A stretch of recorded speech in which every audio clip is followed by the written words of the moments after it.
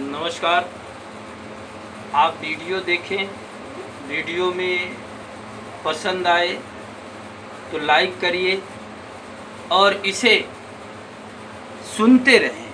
इसमें जो टिप्पणी करने योग्य बातें हों या आपको लगता है कि इससे बेहतर यह है, उस पर आप टिप्पणी ज़रूर करें। हम लोग बीटीसी द्वितीय सेमेस्टर के प्रारंभिक शिक्षा के नवीन प्रयास में, जो प्रारंभिक शिक्षा की शुरुआत 6वीं शताब्दी ईसा पूर्व, पहले हम लोगों ने इसके पहले वैदिक काल पढ़ा और वैदिक काल के बाद आज 6वीं शताब्दी ईसा पूर्व के दौरान अंगुत्तर निकाय में 16 महाजनपदों का उल्लेख मिलता है और इन्हीं 16 महाजनपदों के अंतर्गत मगध भी था, वैशाली भी था और जिसका विस्तार हुआ और उसमें 2 धर्मों का उदय हुआ। एक धर्म जिसके प्रवर्तक कहा जाए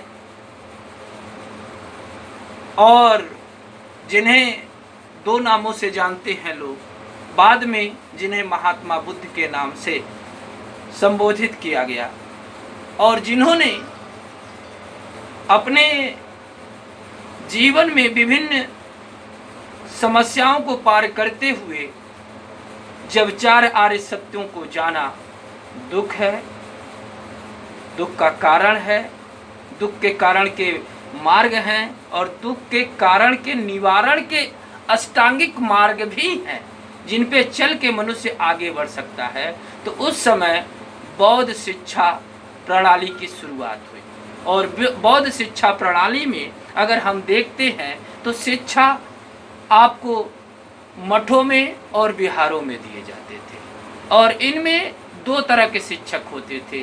जो सबसे बड़ा होता था, जिसे आचार्य के नाम से जाना जाता था, ये विषय विशेषज्ञ होता था, अनुशासन प्रिय होता था और अपने समस्त शिक्षकों के ऊपर निगरानी भी रखता था, जो शिक्षक उपाध्याय के नाम से जाने जाते हैं। तो 6वीं शताब्दी ईसा पूर्व में हम देखते हैं कि शिक्षा बौद्ध मठों और विहारों में दी जाती थी और इनमें पढ़ाने वाले 2 ही शिक्षक, मतलब शिक्षकों को 2 ही कैटेगरी में बांटा गया।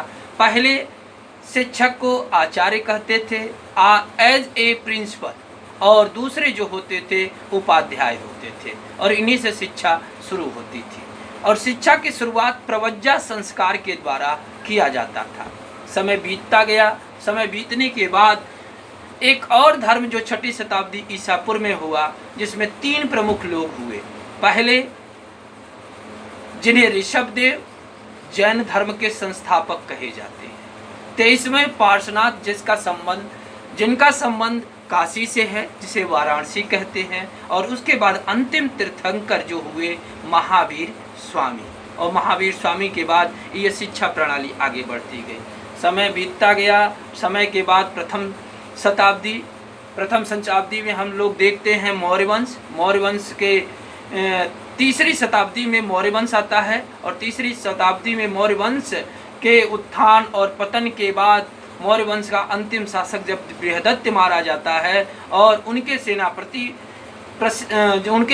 सेनापति पुष्पमित्र शुंग ने जब पुनः हिंदू धर्म का उत्थान किया तो शिक्षा पुनः हिंदू प्रणाली से शुरू की गई और समय बीतता गया। उसके बाद समय के साथ साथ भारत में कुषाण आते हैं प्रथम सेंचुरी में, जिनमें कनिष्क सबसे प्रमुख था और कनिष्क के ही दरबारी पतंजलि और अन्य लोग थे और उन्हीं के द्वारा इसकी शुरुआत होती है। और धीरे धीरे विकास के चरण में हम चलते हैं तो अगली शिक्षा प्रणाली में अगर हम देखते हैं तो शुरू में सबसे पहले वैदिक काल 2 भागों में बटा, पूर्व वैदिक और उत्तर वैदिक।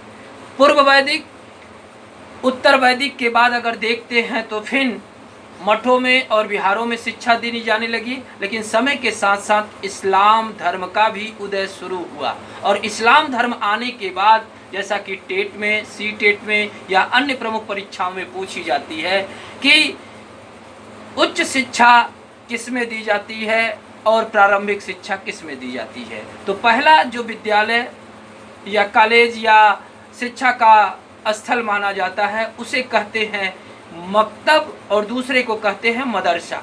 जो मकतब शब्द है इसमें प्रारंभिक शिक्षा की तालीम दी जाती थी, जबकि मदरसा में भाषण या अन्य चीज़ें दी जाती थी। और धीरे धीरे जो ये भारतीय शिक्षा प्रणाली में देखा जाए, दंड देने की प्रथा अर्थात एक दूसरे को मुर्गा बनाना या अन्य चीज़ें करना, ये मुस्लिम शिक्षा की देन थी। और मुस्लिम शिक्षा का जो प्रारंभ या स्रोत माना जाता था वो कुरान से माना जाता था और कुरान के द्वारा ही अध्ययन कराया जाता था। समय बीतता गया और धीरे धीरे भारत में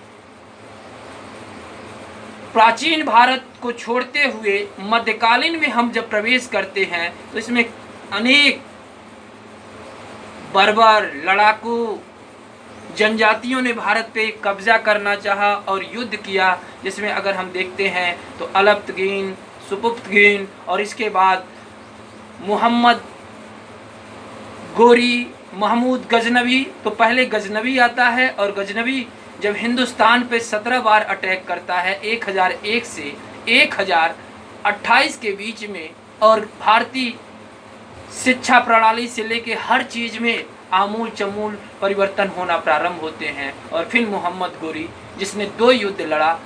पहला युद्ध अगर देखें तो तराइन का प्रथम युद्ध 1191 ईस्वी और दूसरा तराइन का दूसरा युद्ध 1192 ईस्वी में।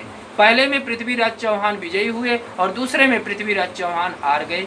और उसके बाद 1194 ईस्वी में 94 में चंदावर का युद्ध हुआ और उसी के बाद मोहम्मद गोरी ने भारत पे कब्जा करना शुरू किया और उसी का जो गुलाम था कुतुबुद्दीन ऐबक, उसने कब्जा किया। और धीरे धीरे भारतीय व्यवस्था में अंग्रेजों का कहा जाता है कि जो मुस्लिम थे इनका उत्थान होना प्रारंभ हुआ और धीरे धीरे आगे ये बढ़ते गए। और फिर मध्यकालीन इतिहास के बाद जब देखा जाता है मुग़लों का साम्राज्य आता है और मुग़लों के साम्राज्य में भारत में अंग्रेज आना प्रारंभ करते हैं और अंग्रेज आने के साथ साथ 31 दिसंबर 1600 ईस्वी को ईस्ट इंडिया कंपनी की स्थापना होती है और उन्हीं में शिक्षा की अलग पहल शुरू की जाती है। तो एक प्रश्न आता है, आधुनिक शिक्षा का जनक किसे कहा जाता है?